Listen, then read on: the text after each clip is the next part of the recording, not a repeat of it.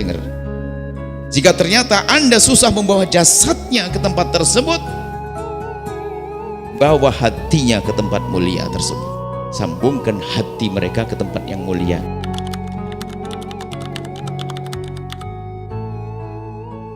Harus Anda kenalkan di kampung dengan guru-guru di kampungnya. Bahkan kita mulai dari menghormati guru kampung. Sebab biasanya dia tidak punya penghormatan.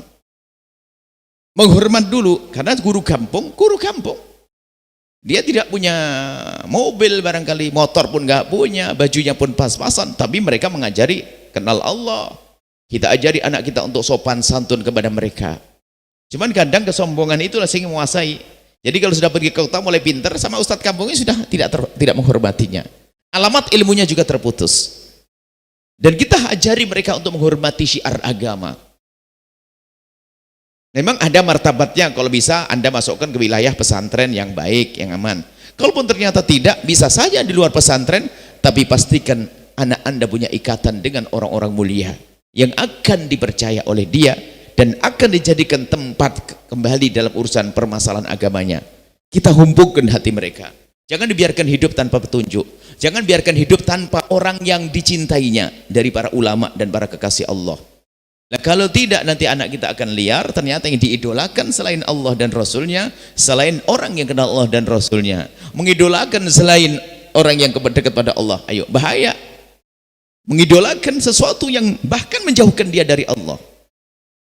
Padahal ibunya sujud di sampingnya, di kamar sebelah ibunya sujud rukuk, ibadah, zikir, baca Quran, tapi anaknya di kamar sebelah ngapain? Dia tidak pernah punya ikatan kepada orang mulia, tidak pernah kita punya ikatan dengan baginda Nabi SAW. Langkah ruginya orang tua semacam ini. Dialah orang tua yang sepertinya di dunia ahli ibadah, ternyata nanti di akhirat akan diseret anaknya untuk menuju neraka. Maka dari itu ayo kita perhatikan sekarang cara mendidik anak-anak kita. Kita hantarkan pada kemuliaan. Jangan sampai mereka tidak kenal agama. Kenalkan dengan tokoh-tokoh yang baik, yang bakal membimbing mereka. Termasuk mohon maaf kiai-kiai di kampung. Kita masih ingat tradisi orang tua kita. Setiap habis hari raya kita diajarkan pergi ke ustadz sana. Pergi ke ustadz sana terlebih dahulu buat ya sebelum yang lainnya. Diajari ke sana. Bahkan kita diajari untuk menghantarkan hadiah dan sebagainya. Diajari untuk mendengar. Diajari untuk memuliakan mereka. Sehingga kalau ada orang lewat, seorang tokoh, seorang ulama lewat, guru ngaji lewat, diajari kita berdiri untuk melihat dia dengan hormat. Sekarang mungkin anak kecil main bola tidak pernah berhenti ada ustadz lewat. Karena tidak pernah dididik oleh orang tuanya. Tidak pernah ditanamkan penghormatan kepada syiar agama. Bagaimana anak kita akan bisa menjadi benar? Memang sang ustadz tidak minta penghormatan dari anak kita. Ustadz tidak minta penghormatan dari kita. Tapi kita perlu menghormat syiar agama. Mengagungkan syiar agama. Kita ajari saat mendengar adzan anak kita suruh diam. Diam, ada adzan anakku saya dengar. Ayo kita pergi sholat. Diajari kalau masjid. Nah, saya jangan nyalain klakson depan masjid. Takut ada orang sholat di sana. Dihubungkan dikit-dikit dengan syiar untuk mengagungkan syiar. Nah, itulah anak kita terbiasa dengan syiar, dengan agama, sehingga kekagumannya tinggi kepada agama. Membawa Al-Quran bagaimana? Membiasakan sayang, itu Al-Quran kok paling bawah. Kalau Al-Quran dalam susunan kitab tauhid paling atas sayang. Karena ini kalamullah, firman Allah. Di rumah kita biasakan seperti itu. Orang tua gak pernah mendidik. Bagaimana bisa kenal Allah? Sekarang malam ini kita berubah. Sebelum kita menyesal, sebelum anak kita jauh. Dan memang di sana ada program seperti kita berusaha berlomba-lomba. Kita memperbanyak program pondok pesantren yang sekiranya pondok pesantren yang bisa menghantarkan anak kita menjadi orang sukses di dunia dengan disiplin ilmu dunia yang cukup di dalamnya. Kemudian ada ilmu akhiratnya. Paling tidak kalau di pondok pesantren adalah paling tidak membatasi tentang pergaulan yang bebas. Pergaulan bebas sekarang kan bukan saja pergaul jasad dengan jasad. Media itu juga pergaulan bebas. Orang bisa saja di kamar dikunci, ternyata dia bisa melanglang kemanapun dengan medianya. Dia bisa berurusan dengan bermacam-macam model. Bahkan dia bisa melihat apapun yang ada di dunia internet, di dunia maya. Bisa saja anak kita ternyata rusak pikirannya, rusak akhlaknya, rusak hatinya gara-gara kamar yang dikunci tadi. Ini harus kita perhatikan bahayanya hal-hal yang semacam itu.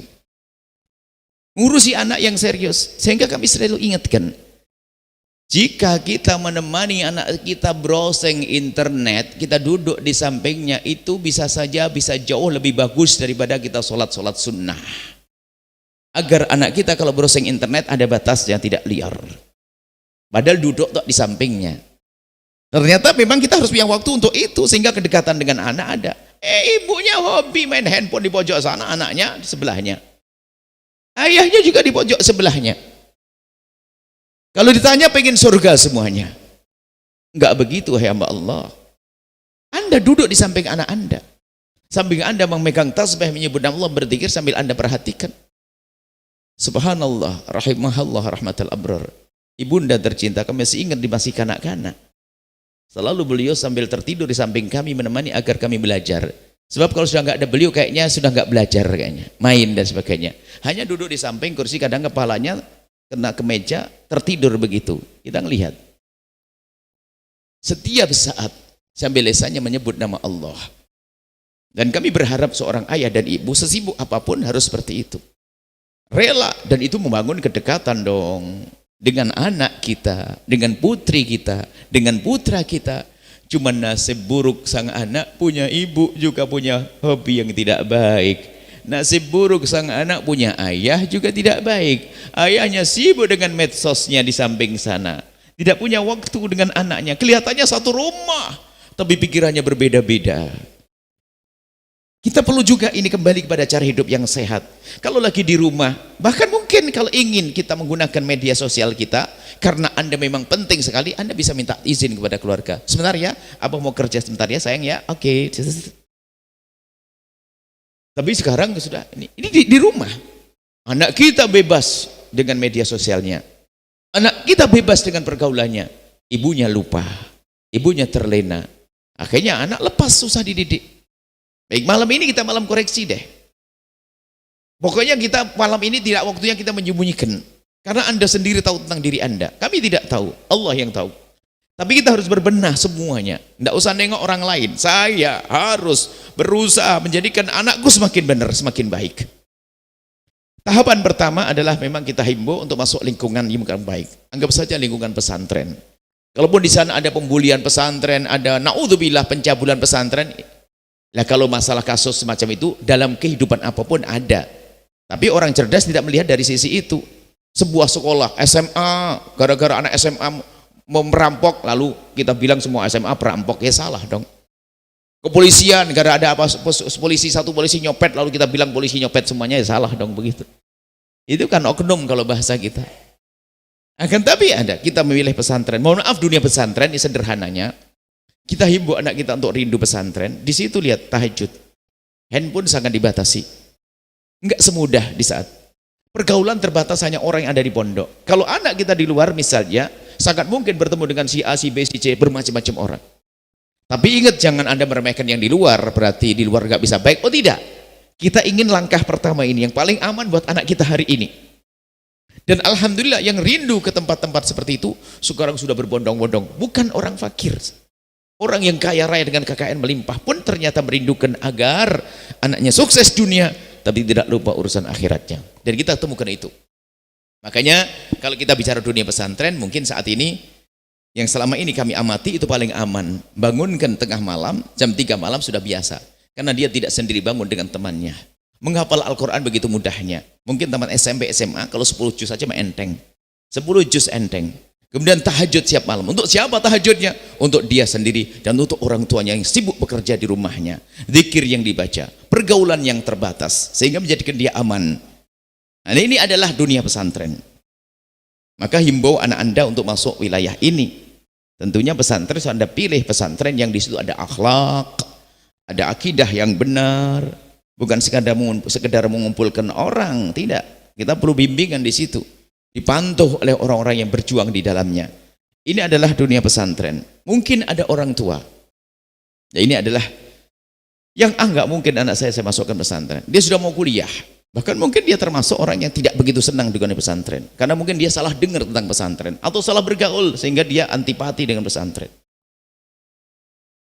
Maka di saat Anda menemukan anak Anda yang tidak mungkin masuk ke pesantren, jangan dipaksa dong. Masuk pesantren dipaksa nggak bisa, malah nanti bikin penyakit di pondok pesantren. Akan tapi ini adalah bahasa yang sering kami hadirkan adalah di saat anak Anda tidak bisa Anda hantarkan jasadnya ke tempat baik, madrasah diniyah, pesantren, masjid, tempat mulia. Dengar. Jika ternyata Anda susah membawa jasadnya ke tempat tersebut, bawa hatinya ke tempat mulia tersebut. Ini yang jarang dihadirkan. Bagaimana membawa hati anak kita ke tempat mulia tersebut? Tentu bermacam-macam cara. Di antaranya misalnya, jika anak Anda kuliah di Bandung, kuliah di Jogja, kuliah di Solo, kuliah di Semarang, kuliah di Surabaya, kuliah di Jakarta, kuliah dimanapun, Anda pasti akan mengirim uang saku untuk mereka. Ini sederhananya, tambahkan uang saku. Berapa Anda kirim setiap bulan? 1 juta. Oke, Anda tambah 1.100.000 rupiah. Untuk apa 100-nya? Pesankan kepada anak Anda, anakku tersayang, Umi nambah 100.000 sayang. Untuk apa Umi? Tolong sayang, coba Umi pengen tahu kamu cari pesantren di situ, atau madrasah, atau masjid. Yang masjid itu digunakan untuk belajar. Untuk apa Umi? Kau kirim ke situ nanti, lewat transfer boleh, kau hantarkan langsung boleh. Biar kenapa? Ya biar sekolahmu nanti dapat berkah, karena kamu berbagi kepada orang penuntut ilmu agama. Sehingga biarpun kamu belajar ilmu dunia, nanti agar ilmu duniamu manfaat. Begitu Mi? Iya. Anda kirim 100.000, 1.100, 1.100.000, 100-nya dikirim oleh anak Anda. Terus dia akan mengirim. Bahkan mungkin kalau Anda uangnya lebih, Anda bersedekah melewat anak Anda. Sayang, kirim. Itu Anda coba 5 kali saja. Anda kirimi 1.100.000 terus. Di bulan yang ke-6 Anda kembalikan ke 1 juta. Anak Anda yang ngomong, Umi mana untuk pondok sana Umi? Umi lupa kali. Sudah kecantol hatinya. Itulah cikal bakal, itulah benih, itulah bibit. Nanti suatu ketika di saat anak Anda sukses, tidak lupa dengan tempat mulia, tidak akan liar. Dengan sederhana. Bahkan hal yang semacam ini perlu dihadirkan di saat kita mendidik anak kita, di saat sholat berjamaah di masjid. Mungkin Anda biasa infak sedekah, jangan Anda sendiri masukkan kotak amal. Anda punya anak 2 barangkali, Anda pengen sedekah infak 15.000, jangan Anda masukkan bagi 3. 5.000 buat Anda, 5.000 buat anak pertama, anak kedua. Dia merasa bersedekah, berinfak menjadi kebiasaannya. Bahkan di saat Anda lupa pun anak mengatakan, ayah, buat infaknya mana?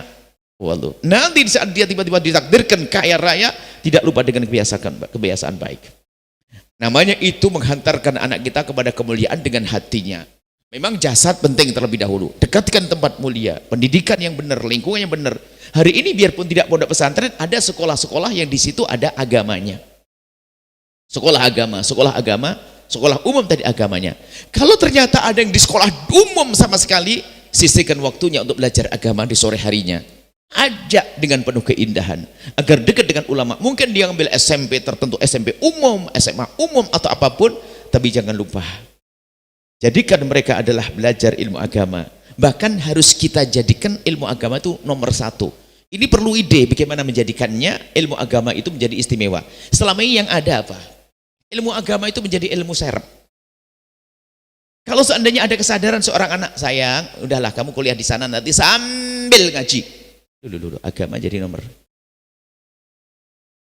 Sambil. Mestinya kalau orang tua dah 1 bonusnya. Kamu ngambil fakultas apa sayang? Saya ingin ngambil fakultas psikologi atau kedokteran. Oke. Kalau fakultas kedokteran, kamu kan bakal ngerawat orang. Baik. Nanti saya dapat kasih bonus. Asalkan kamu menguasai ini, kamu baca sejarah Nabi begini, belajar akhlak ini, belajar fikih ini, atau menghafal Quran berapa, bonusnya nanti saya sekolahkan di situ. Jadi jadikan ilmu dunia itu adalah bonus di saat dia mempelajari ilmu agama. Kita jadikan kita budaya ini. Bonusmu adalah kamu boleh kuliah kalau kamu memang sudah menguasai ini sayang. Bahkan mungkin seorang tua rela anaknya kursus sementara belajar ilmu agama demi agar anaknya nanti bisa melanjutkan pendidikan dunia tapi sudah punya bekal agama. Cuman ini kan jarang. Yang ada adalah Ilmu agama hanya sambilan saja. Dalam ilmu dunia, lihat anak-anak kita, coba cara berpikir. Seorang tua ingin mensukseskan anaknya dalam urusan dunia dengan luar biasa. Setelah sekolah di kampusnya, keluar masih dikursuskan. Kalau seandainya sekolah agamanya seperti itu, jadi apa anak kita? Pasti hebat sekali. Memang anak kita tidak harus menjadi seorang ustadz seperti itu, tapi paling tidak dasar-dasar agama dia tahu. Dia ngerti berbakti pada orang tua, dia ngerti yang haram, dia ngerti menjaga mata. Alangkah bahagianya Anda punya anak laki-laki di saat dia berjalan berbicara dengan perempuan, dia menjaga matanya agar tidak memanteng kepada perempuan tersebut. Di saat melihat yang haram, dia segera beristighfar. Mau bekerja saja bilang, Umi ini halal atau haram sih Mi kerja kayak gini? Allah, itu anak Anda. Bahkan kalau dikasih uang oleh uminya lalu ragu bahasanya ini tidak halal, dia bertanya, Umi insya Allah ini halal Umi ya? Dan Anda tidak tersinggung, karena apa? Ini anak Anda merindukan kehalalan. Jadi yang perlu kita asah hari ini kesadaran makna ini. Jangan sampai kita hanya latah saja, latah menyekolahkan anak, latah memberi uang anak, latah memberikan mobil anak, latah memberikan motor anak. Tidak kita pikirkan kemaslahatan di akhiratnya. Sekali lagi kami sampaikan, Anda boleh menjadikan anak Anda dokter yang hebat. Dan kita rindu untuk menjadi pelestari semesta. Ilmu dunia. Bahkan bisa jadi nanti yang jadi presiden adalah anak daripada bapak-bapak yang ada di sini. Cuman bedanya presiden yang cinta umat misalnya, yang ini, atau gubernur yang cinta umat, bupati yang cinta umat, takut kepada Allah, anak-anak Anda. Tapi itu kan perlu diproses dari saat ini. Inilah yang bisa kami hadirkan pada malam hari ini, merenungi tentang pendidikan anak-anak kita. Alhamdulillah minta ini. Kemudian lanjutannya, tadi kan orang tua yang sudah tidak memungkinkan anaknya untuk dibawa ke pondok pesantren, jangan dipaksain ibu. Jasadnya jangan dipaksa untuk mondok, tapi hatinya harus Anda sambungkan. Termasuk Anda mengirim hadiah misalnya, Anda ingin ngirim beras ke pondok tetangga Anda. Kalau bicara pondok, kami tidak bicara tentang al-bahjah saja, tidak, dimanapun. Termasuk kami himbau, hei para orang tua, orang kaya, kalau pengen anak Anda dijaga oleh Allah, itu jaga anaknya hamba Allah. Ini yang terakhir ini. Hidupkan madrasah-madrasah di kampung-kampung. Ini yang ketiga. Yang kedua tadi adalah caranya masukkan anak Anda ke tempat mulia dengan hatinya. Hatinya Anda masukkan. Biarpun jasadnya belum, dengan Anda sambungkan. Sebab memberi itu menjadikan kita cinta loh ya. Kalau anak Anda merasa memberi ke sebuah tempat mulia, pasti fanatik dia pada akhirnya. Dia senang. Kalau ada apa-apa pasti enggak membela. Tertanam di hatinya kecintaan kepada tempat yang mulia. Ini yang harus Anda lakukan setelah ini. Pastikan Anda sisihkan rezeki Anda lewat tangan anak-anak Anda untuk membantu tempat-tempat mulia. Kemudian yang terakhir kayaknya, yang ketiga tadi, aduh anaknya sudah badung, bandel, aduh susah diatur, salat susah, disuruh sholat malah bentak, disuruh ini Masya Allah, berani sama orang tua, nggak dikasih duit ngambil sendiri, Masya Allah. Ngambilnya pun adalah nggak pakai cara ngambilnya tiba-tiba ada tagihan orang. Tiba-tiba tagihan, gimana anaknya ngambil berarti ditagih, Pak, Bapak anak Anda telah ingin punya utang begini, betul nak? Iya ya, nggak mungkin ayah tidak bayari uang anaknya kok. Anaknya sudah sebandel ini bagaimana? Anaknya tidak mungkin dia masuk pesantren, hatinya pun juga susah dimasukkan. Yang terakhir ini, hidupkan hati Anda untuk peduli dengan anaknya hamba Allah. Mendidik dengan pantulan. Allah fi aunil abdi ma kanal abdu fi auni akhi. Allah akan nolong seorang hamba jika hamba ini peduli dengan anaknya orang lain. Makanya hari ini kami ajak semuanya semangat untuk menghidupkan kembali madrasah-madrasah diniyah di kampung-kampung. Yang kami yakin bahwasanya mungkin 80% dari yang ada di sini, atau bahkan mungkin 90% ngerti sholat adalah bukan di pondok besar, bukan di kampus, akan tapi di musola di kampung rumah kita. Saya belajar sholat di kampung, di musola depan rumah. Masih ingat di saat zaman belum ada listrik. Kami masih ingat setiap habis maghrib kita beramai belajar Allahu Akbar kabira walhamdulillah, ramai sampai nunggu isya. Habis isya sholat langsung lari pulang, lari karena sambil takut belum ada lampu. Itu keadaan suasana waktu itu. Jadi ini diantaranya, pedulilah Anda dengan tempat-tempat mulia, maka ketahuilah Allah Maha Tahu. Suatu ketika anak Anda yang katanya bejat, anak Anda yang katanya jauh, akan dikembalikan oleh Allah ke tempat yang mulia. Tinggal waktunya saja kapan. Kenapa? Allah sudah berjanji. Dan Allah pantang ingkar janji. Allah fi'onil amti. Maka dari itu, ini yang terakhir. Kalau mungkin punya anak badung, bandel dan sebagainya, Anda niatkan, saya akan memegang sebuah tempat madrasah di kampungku itu. Akan aku biayai, renovasi. Berapa gurunya akan aku jamin, karena saya orang kaya. Lihat, Allah tidak tidur. Allah tahu yang Anda lakukan. Ternyata niat Anda adalah agar memantul pendidikan baiknya kepada anak Anda. Yang katanya badung, bandel, akan Allah kembalikan nanti. Mungkin pas waktu sukses-suksesnya, tiba-tiba anak Anda ngomong kepada Umi, saya ingin ikut-ikut bangun masjid, saya ingin ikut-ikut bangun pesantren, saya ingin ikut-ikut mendidik anaknya orang. Allah. Maka dari itu, tidak ada yang tidak ada yang kecewa di malam hari ini. Jika Anda masih punya anak, bisa dihantarkan ke tempat yang mulia, yang namanya pondok pesantren, hantarkan. Kalau ternyata anak Anda juga tidak bisa, belum bisa, untuk menjadi sukses dalam urusan akhirat, tidak harus di pondok pesantren.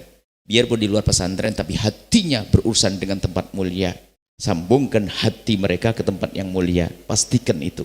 Kemudian, jika ternyata memang disambungkan susah, dititipi duit, tambah duit dipakai untuk yang nggak jelas, Anda sudah nggak percaya kepada anak, langsung saja mengambil pertolongan Allah dengan cara Anda ngurusi tempat-tempat mulia tersebut. Karena Allah, mungkin setahun, 2 tahun, 5 tahun, 10 tahun belum terjawab. Tapi ketahuilah, kalau sudah kita karena Allah, pasti Allah akan jawab. Tinggal nunggu waktunya saja. Anak Anda yang katanya bejat, baduk, bandel dan sebagainya, akan dikembalikan oleh Allah Subhanahu wa taala kepada kebaikan. Kemudian yang tersisa adalah, jika ada orang, tadi bicara tentang anak, orang akan mulia dengan anak, anaknya baik akan dapatkan pahala terus. Kalau kita mendidik anak kita menjadi anak yang soleh, sujud rukuknya mengalir untuk kita. Kemudian ada yang berkata, aku tidak punya anak.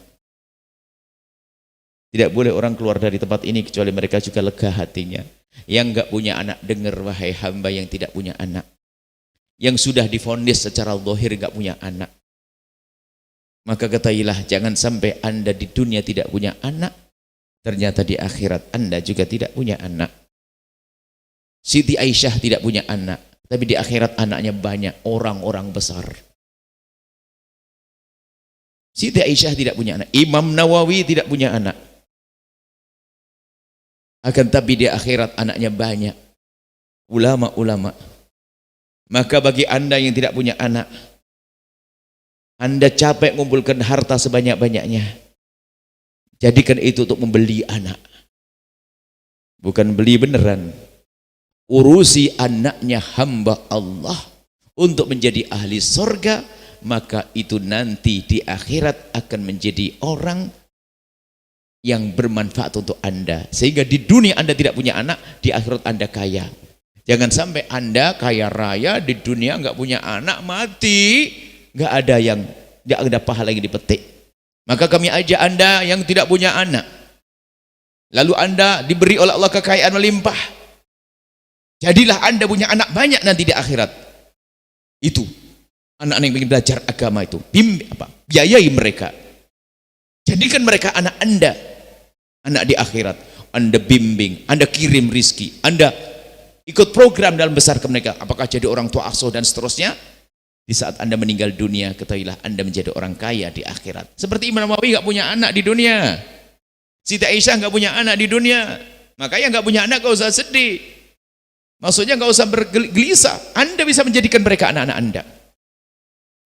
Anak-anak. Maka ini juga kami serukan di program Al-Bahjah ini, kita mencoba program yang lengkap. Yang menyempurnakan adalah Allah dengan mengirim Anda untuk menyempurnakan program kami. Program dakwah secara umum Al-Bahjah untuk mendidik umat. Ada stasiun radio di beberapa kota resmi stasiun radio kita. Bukan radio abal-abal, mulai dari di Cirebon, ada Kuningan, Majalengka, lompat ke Bogor, ke Batam, ke Pekanbaru, ke Pontianak, ke Banjar dan seterusnya, masih ada Bro, ada stasiun radio. Kita juga membuat stasiun televisi itu membangun umat secara umum. Ada media-media kita, bukan kerjaan kami, kerjaan hanya hamba Allah yang bergabung dengan kami. Kemudian setelah itu ada pendidikan sekolah. Mulai kalau di Jawa, mulai dari Jawa Timur sampai Jawa Barat. Kita ingin membuat sekolah. Dari pondok yang khusus untuk mencetak ulama, ada pondok formal untuk mencetak dokter, insinyur, ada. Kita hadirkan mulai dari Blitar sampai di Bogor. Barat sampai timur kita hadirkan SMP, SMA, yang di situ ada pendidikan dunianya, sekaligus ada pendidikan agamanya. Kemudian juga, nah ini kami ajak hamba-hamba Allah untuk bergabung di sini.